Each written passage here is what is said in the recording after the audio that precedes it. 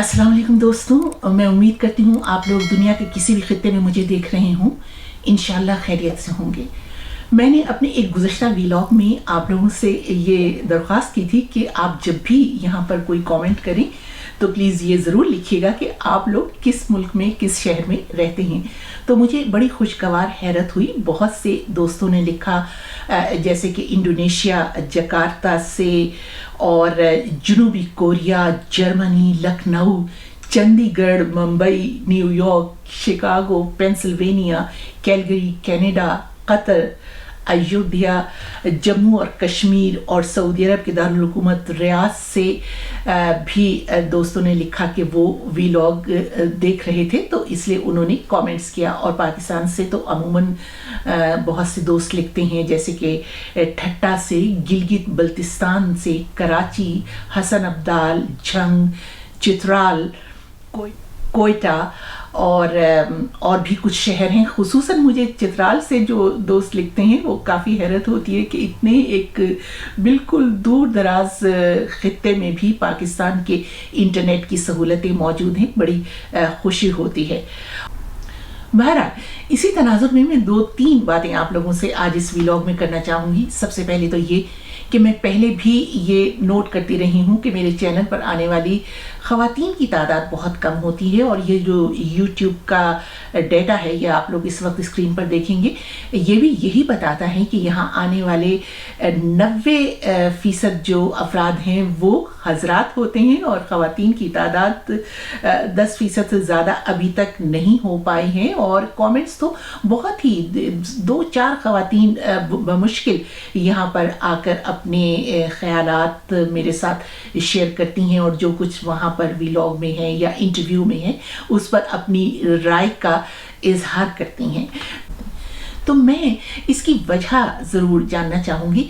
एक वजह जो मुझे समझ में आती है वो तो अदम दिलचस्पी, क्योंकि मैं ये तो सोच ही नहीं सकती कि बैरून मुल्क मुकीम ख़वातीन को, बच्चियों को, लड़कियों को सोशल मीडिया तक रसाई ना हो।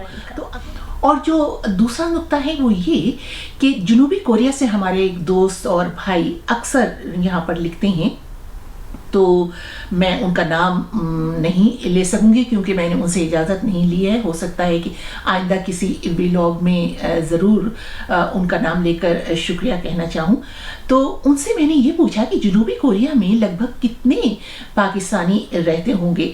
तो जो कुछ उन्होंने लिखा, जो मालूमात उनके पास थी, मैं ये तो यकीन के साथ नहीं कह सकूंगी कि ये बहुत मुसद्दिक़ा मालूमात हैं, लेकिन बहरहाल उन्होंने ये लिखा कि यहाँ यानी जनूबी कोरिया में कोई 12,000 के लगभग पाकिस्तानी मुकीम हैं, और उनमें से बहुत से रेफ्यूज वीज़े पर हैं, यानी उन्होंने सियासी पनाह ले रखी है। गोया जनूबी कोरिया जैसे मुल्क में भी सियासी पनाह लेने पर मजबूर हो जाते हैं। मैंने इसलिए जनूबी कोरिया जैसे मुल्क कहा क्योंकि हमारे ज़्यादातर लोग जब वो तर्क मकानी करते हैं या नकल मकानी करते हैं तो या तो मगरबी ममालिक की तरफ जाते हैं या फिर मशरक़ वस्ता के ममालिक में जाते हैं, क्योंकि यहाँ की तहजीबों से एक तरह से शनासाई सी है, एक तरह से आगाही है। लेकिन अब जनूबी कोरिया भी लोग जा रहे हैं। यकीनन जनूबी कोरिया एक बहुत तेज़ी से तरक्की करता हुआ मुल्क है, वहाँ पर लोगों को रोज़गार के बेहतर मौक़े नज़र आते होंगे, और बेहतर रोज़गार, बेहतर तालीम और बेहतर ज़िंदगी की ख्वाहिश कोई ऐसी गलत बात भी नहीं है। आप इंसानी तारीख़ उठाकर देखें तो नकल मकानी से भरी पड़ी है, और इसीलिए जो लोग बाहर के मुल्कों में मुकीम हैं वो अच्छी तरह जानते हैं कि कोई भी मुल्क, चाहे वो तरक्की पजीर मुल्क है और चाहे वो अफ्रीका का गरीब मुल्क, वहाँ भी कोई जगह ऐसी नहीं है जहाँ पर सिर्फ एक कौम, एक नस्ल, एक अकीदा या किसी एक मज़हब के लोग आबाद हों। लेकिन ये नकली मकानी या तर्क वतन मजबूरन नहीं होना चाहिए, लेकिन हम सब लोग ये जानते हैं कि पाकिस्तान से अक्सर नकल मकानी मजबूरन और अपनी जान बचाने के लिए भी की जाती रही है, और इसका सिलसिला 80 के अशरे से शुरू हुआ जब एक डिक्टेटर ने इंतहा पसंद मजहबी अनासिर को रियासती सरपरस्ती फराहम की, जिसने मुल्क में अक़लियतों का जीना دوبر کر دیا۔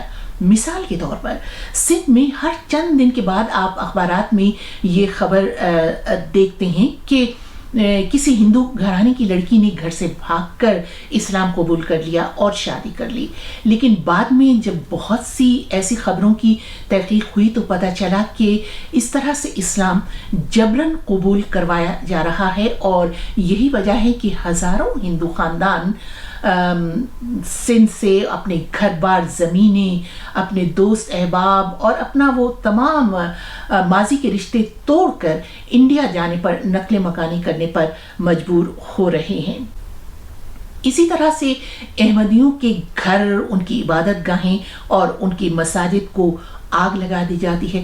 اب ان کا عقیدہ چاہے کچھ بھی ہو، لیکن اس کی انہیں اجازت ہونی چاہیے۔ یہ کہنا کہ جی آپ کیونکہ آئین پاکستان کی خلاف ورزی کرتے ہیں، قانون شکنی کرتے ہیں، تو اس لیے آپ کے ساتھ ایسا ہوگا۔ کون سا ملک، کون سا مذہب اس کی اجازت دیتا ہے کہ قانون کو آپ اپنے ہاتھ میں لیں؟ اور پھر صرف یہی نہیں، عیسائیوں کی عبادت گاہوں کو بھی جلا کر بھسم کر دیا گیا۔ جس وقت وہ عبادت میں مصروف تھے وہاں پر خودکش دھماکے ہوئے، ہم لوگ سب جانتے ہیں، آپ اخبارات پڑھ لیجئے، یہ خبریں وہاں پر موجود ہیں۔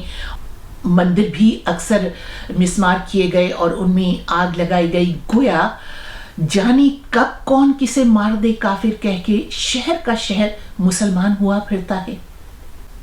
ایک زمانہ تھا کہ شیعوں کا قتل ایک معمول بن چکا تھا۔ کوئٹہ میں کیا کچھ نہیں ہوتا رہا، مذہب کے نام پر ہزارہ برادری کی نسلیں اجاڑ دی گئیں، ایک ماں کے 3 بیٹے ایک خودکش حملے میں اور 3 بیٹے دوسرے اسی طرح کے خودکش حملے میں قتل کر دیے گئے۔ کیا اسی لیے لاکھوں شیعہ اور احمدی افراد کو ملک چھوڑ کر مجبوراً اپنی جان بچانے کے لیے بھاگنا پڑا۔ بلا شبہ حکومتی اقدامات سے گزشتہ چند برسوں میں قتل و غارت گری کا سلسلہ کچھ تھما ہے، مگر اقلیتوں کے لیے حالات اب بھی سازگار نہیں ہیں، اور اس کا اظہار سوشل میڈیا پر بخوبی نظر آتا ہے۔ شاید آپ میں سے کچھ لوگوں نے یہ دیکھا ہو کہ حال ہی میں سوشل میڈیا پر کچھ ملاؤں کی ایک ویڈیو گردش میں ہے کہ یہ جو شیعہ حضرات اپنی اذان میں علی ولی اللہ کہتے ہیں، یہ دہشت گردی ہے، ہم اس کے خلاف عدالت میں جائیں گے۔ اب ان سے کوئی یہ پوچھے کہ شیعہ مذہب اور شیعہ حضرات اور شیعہ عقیدے کے ماننے والے پچھلی 14 صدیوں سے یہی کچھ کرتے آ رہے ہیں، تو اب یہ مذہب دہشت گرد ہو گیا؟ اور اسی ویڈیو میں یہ بھی کہا گیا کہ شیعہ جلوس کیوں نکالتے ہیں، تو کیا اب جلوس نکالنا بھی دہشت گردی ہو گئی؟ اسی لیے میں یہ کہوں گی کہ پاکستان میں مذہبی انتہا پسندی اپنی انتہا پر ہے، عدم برداشت حد سے گزر چکی ہے، سماجی یا مذہبی رواداری ایک ماضی کا قصہ پارینہ بن چکی ہے۔ اب ایسی کوئی چیز نظر نہیں آتی، بلکہ مذہبی خلیج وقت کے ساتھ بڑھتی چلی جا رہی ہے یا بڑھائی جا رہی ہے۔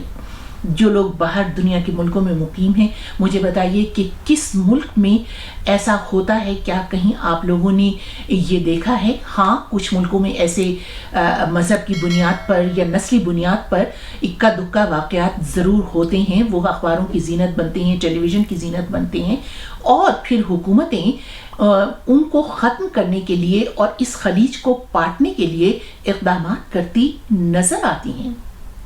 اسی لیے تو مغربی ملکوں میں اتنی بڑی تعداد میں مسلمان مقیم ہیں اور اپنی خوشی سے مقیم ہیں۔ پاکستان کو بھی ایک اعتدال پسند ملک بننا ہوگا، اور اس کے لیے سول سوسائٹی کو آگے آنا ہوگا۔ اجازت دیجیے، آپ کی رائے کا انتظار رہے گا۔